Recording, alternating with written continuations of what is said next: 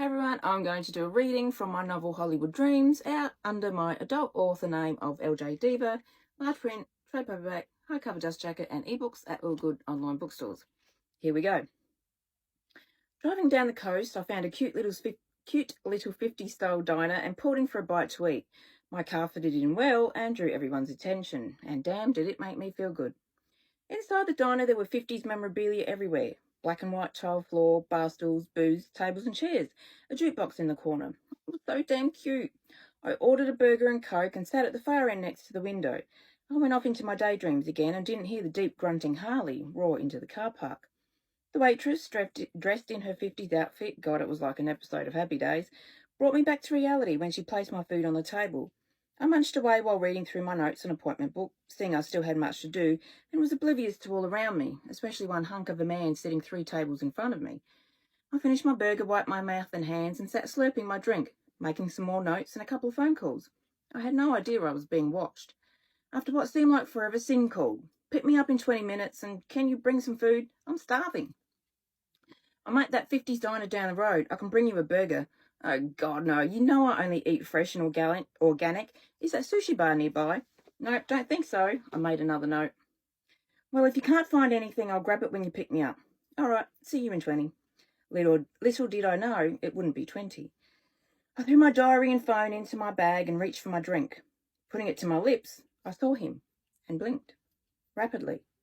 He cocked his left brow and smiled, then raised his cup to me in a salute. I blinked again. He nodded toward me and my brow furrowed. He nodded again, and thinking I had something all over my top, I had thrown on a black t-shirt and jeans along with my trusty tie-tread boots.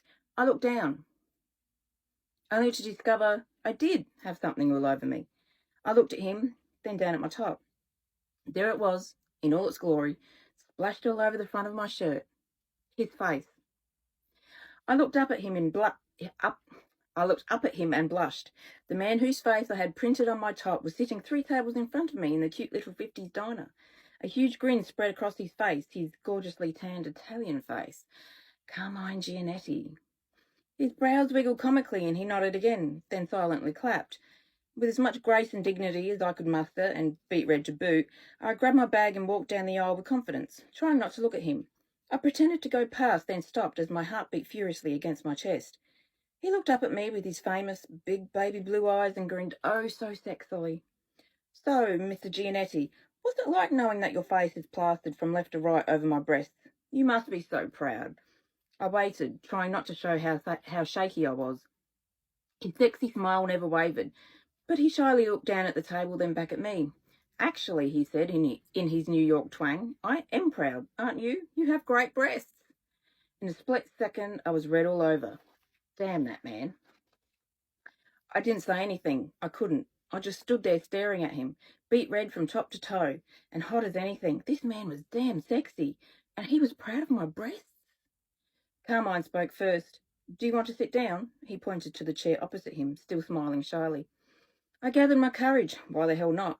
I've got his face splattered across my chest, after all. Okay, I managed, pulling the chair out. I tried to sit delicately, since his gorgeous eyes were watching, and looked him square in those big baby blues as I studied his features. Golden brown hair, short and splayed all over his head. That means sticking up all over the place. Tan skin, facial hair on his chin and top lip, and damn those lips, thick and luscious, so kissable.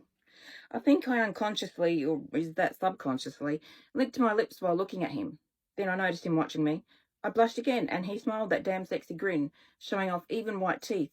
His forehead was wide and high, his nose broad, his body muscular and lean. A tattoo branded his right upper arm, an arm whose bicep bulged as he flexed it. His hands fidgeted with his plate. They were manly hands that knew how to handle a woman. I swallowed hard. I knew I was still blushing, and inside I was panicking, desperately trying to keep it together. You know, I pushed out. You should know I own a blog, and we talk about you a lot. I glanced shyly at him. He was still grinning and stared with those big blue eyes. Really? I know the one you mean, Carmine nodded. I read a few things on there. Even got a present from one of you girls. My face fell like a ton of rocks. Uh-oh, I was one of those girls. Can you feel me going up in flames, people? Well, my voice cracked. We like to show our appreciation for you and your band and the work you're doing. He was still smiling at me, tapping his fork on the table. His eyes seemed to penetrate my soul, and that smile made me want to kiss him. Wait, what? Well, why not, you all ask, shaking your heads in disbelief.